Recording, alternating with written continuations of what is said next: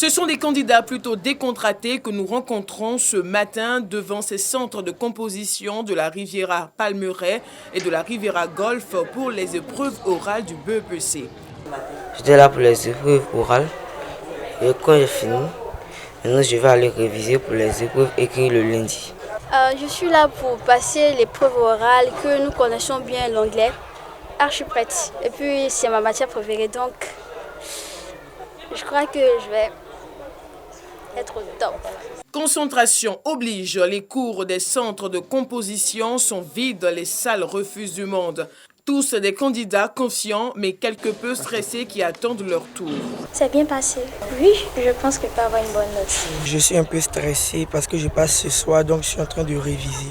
Pour cette première journée d'oral en anglais, les professeurs jugent satisfaisant les niveaux des élèves. Concernant le niveau, où les 5 qui sont passés, je peux dire qu'il y a plus de 3 qui ont le niveau. Quand on fait la moyenne, c'est bon. Ce responsable de centre, lui, est ferme sur l'intolérance des cas de fraude.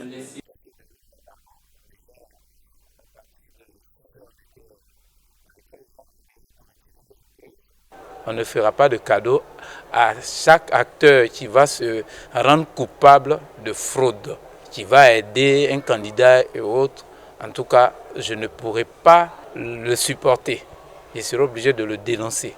Ils sont 509 609 candidats sur le territoire, parmi lesquels 25 060 au test d'orientation en seconde.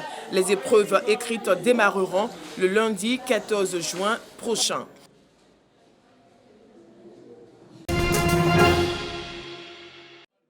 La première édition du Cyber Africa Forum, rendez-vous de la lutte contre la cybercriminalité en Afrique de l'Ouest, a ouvert ses portes lundi 7 juin 2021 à Abidjan.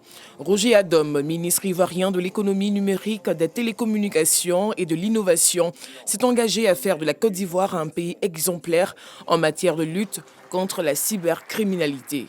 La cybersécurité, la cybercriminalité, ce sont des points importants puisque nous devons garantir la sécurité à nos concitoyens. Et je pense que tous les aspects qui vont être traités durant cette journée, durant ces travaux, vont nous permettre de prendre des résolutions pour garantir un pays beaucoup plus sûr du point de vue dans le cyberespace. Il a également souhaité accompagner les initiateurs du forum car leur action s'inscrit dans la même vision que celle du gouvernement en matière de lutte contre la cybercriminalité. Pour lui, cette occasion doit être un moment de partage d'expériences entre pays africains. L'objectif de ce forum est de réunir au sein d'un même lieu les autorités, les communautés d'affaires et les spécialistes de la cybersécurité afin qu'ils puissent échanger leurs points de vue et leur expérience et jouer le rôle de facilitateur en fournissant des informations et des solutions concrètes en matière de cybersécurité au profit des décideurs d'Afrique subsaharienne. Il faudra simplifier le débat pour les gens, pour les amener à mieux comprendre. Et parce que quand on parle de stratégie, on parle d'infrastructures, de mise en place d'infrastructures pour lutter. Et si les populations ne sont pas mieux sensibilisées, ça sera un peu difficile d'atteindre nos objectifs. Franck Kié, commissaire général du forum, n'a pas manqué d'exprimer son satisfecit quant à l'organisation de cette première édition tout en rappelant les principaux objectifs. Le premier objectif pour nous, c'était déjà un objectif de sensibilisation.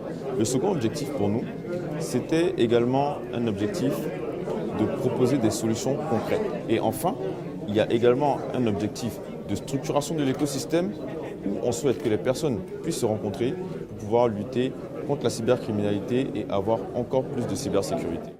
Le prix Ahmed Bakayoko, en hommage à l'ex-premier ministre pour son leadership dans le domaine du numérique, mais surtout son engagement dans la lutte contre la cybercriminalité, a été décerné au ministre Roger Adom. Une minute de silence a d'ailleurs été observée en la mémoire de l'illustre disparu. Organisé par la plateforme CyberOps, ce forum, selon Franck Kié, compte s'imposer en Afrique noire francophone. Ambiance festive à la mairie annexe d'Atekoubé, transformée pour la circonstance en un cadre de célébration de la fête des mères. Ces mères ont reçu des vivres et non-vivres, des dons composés de bouteilles de gaz, de pagnes, de cuvettes, de sacs de riz et de pâtes alimentaires. On nous a magnifiés, on nous a honorés. Vraiment, c'est un sentiment de joie. pour nous les femmes. Ça nous fait rappeler. Et je prie Dieu au donateur que l'année prochaine soit meilleure. Je suis très contente. On remercie les donateurs. Je vais utiliser cette bouteille à la maison pour préparer, donner à ma famille et tout. Estimé à 10 millions de francs CFA, ce don est une initiative d'un fils du village de Lokodro, Antoine Dibidjama, coordonnateur du mouvement citoyen Génération Gagnante des 23 villages Atchan. Merci, chère maman, de nous supporter malgré nos caprices. Merci de toujours nous pardonner malgré nos méchancetés. Votre place pour l'harmonie de notre société est primordiale. Sans vous, que serons-nous? Sans vous, les desseins de Dieu pour l'humanité ne peuvent pas s'accomplir. Cette action de solidarité vise à accompagner la politique sociale du gouvernement, selon Maïsan Kofi Noël, représentant le président du mouvement citoyen Génération Gagnante.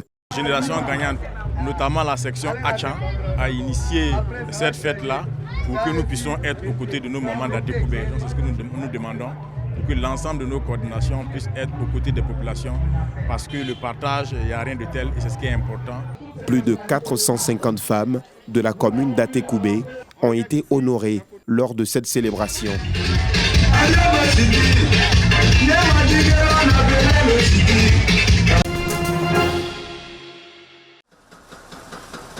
Les gravats des destructions réutilisées pour construire les habitations. Selon les autorités, 258 bâtiments ont été détruits par les frappes israéliennes. Nous récupérons le fer, lui redonnons forme et le revendons. Les gravats aussi sont revendus aux usines où ils sont transformés en béton et utilisés dans la construction. Selon l'ONU, plusieurs milliers de personnes sont sans abri dans l'enclave.